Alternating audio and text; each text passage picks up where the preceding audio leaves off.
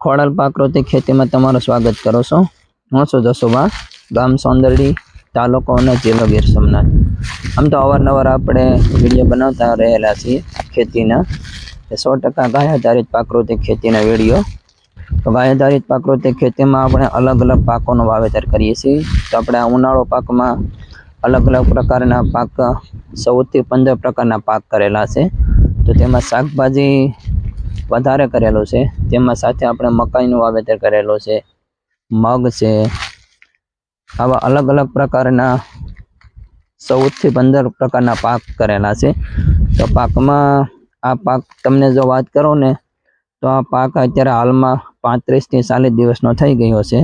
તો શાકભાજીમાં જે અલગ અલગ પ્રકારના શાકભાજી કરેલા છે, તો તેમાં 4 થી 5 પ્રકારના શાકભાજી છે, તે શાકભાજીનો આવક પણ શરૂ થઈ ગઈ છે, આવરણ ચાલુ થઈ ગયું છે। તો આવરણમાં તમને વાત કરું તો તોરિયા આપણે છે, તો તોરિયાનું આવરણ ચાલુ થઈ ગયું છે। ત્યાર પછી હવે કારેલાની શરૂઆત થઈ જાય છે। 100% નેચરલ, કોઈ પણ કેમિકલનો ઉપયોગ નહીં, કોઈ પણ રાસાયણિક ખાતરનો ઉપયોગ નહીં। આ હું તમને કારેલા બતાવું છું, જો આ નજીકથી ઝૂમ કરીને બતાવું છું। આ કારેલો છે, આ કારેલા હવે શરૂઆત થઈ ગઈ છે, ધીમે ધીમે આવડા કારેલા થયા છે। તો હવે કારેલાની પણ શરૂઆત થઈ ગઈ છે। ત્યાર પછી કાકડી આપણે ઉતરે છે, ત્યાર પછી આપણે ગુવાર પણ આવવાની શરૂઆત થઈ ગઈ છે, ભીંડા આવે છે। આવી રીતે અલગ અલગ પ્રકારના પાક વાવેલા છે। સોળીનો વાવેતર કરેલો છે, વાલોળનો વાવેતર કરેલો છે, મરચી છે, ત્યાર પછી રીંગણી છે, આપણે તરબૂચનો પણ વાવેતર કરેલો છે।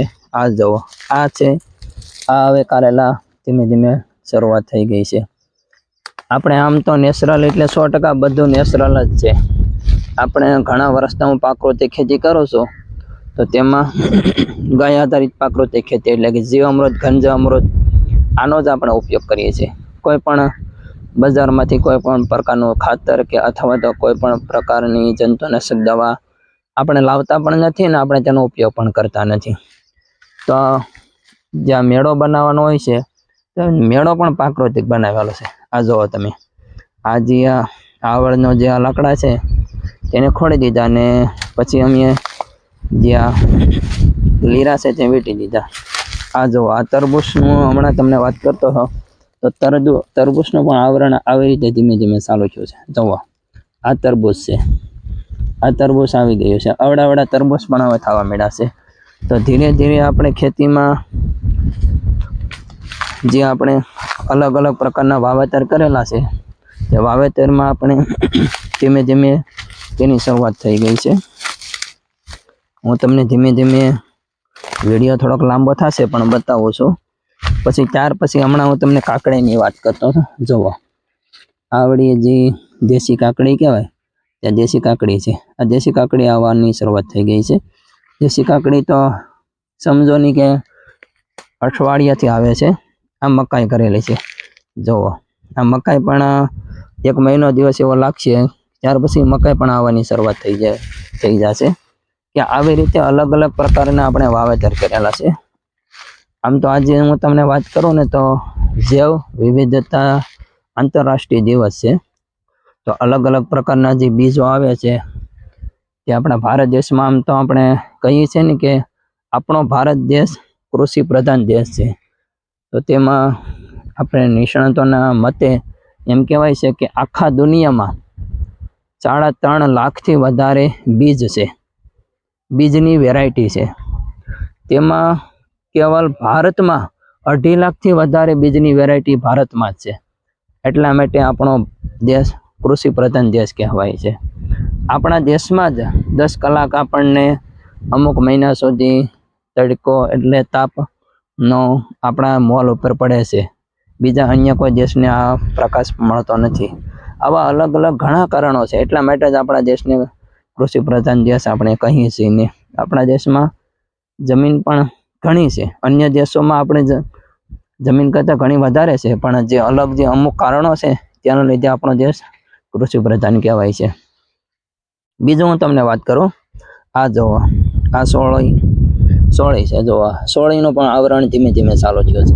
100% નેચરલ છે, આમાં કોઈ પણ જાતનું આપણે અગાઉ તમને વાત કરી કેમિકલનો કોઈ પણ ઉપયોગ નથી.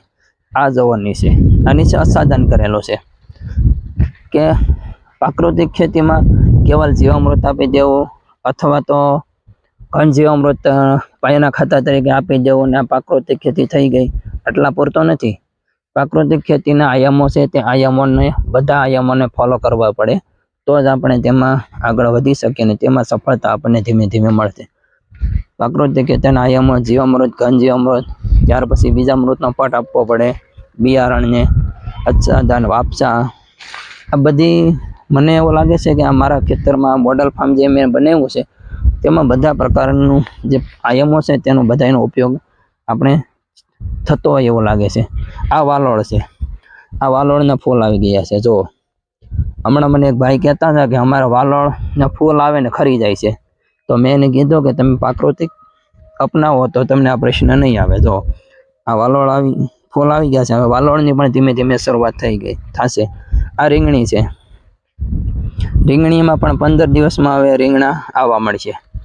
ત્યાર પછી આપણે જે આ કોઠીંબા કહેવાય ને, જે કડવા કોઠીંબા જે કાસરી થાય એ કોઠીંબા પણ જુઓ, આ કોઠીંબા પણ આવ્યા છે. જો તો આવી રીતે અલગ અલગ ઘણા પ્રકારના પાક આમાં વાવેલા છે. તો પાકનું આવરણ પણ સારું થઈ ગયું છે. એ પાક એવો છે કે એટલો તંદુરસ્ત છે કે આપણને જોતે એમ લાગે કે આમાં આ પ્રાકૃતિકથી જ આ થઈ શકે.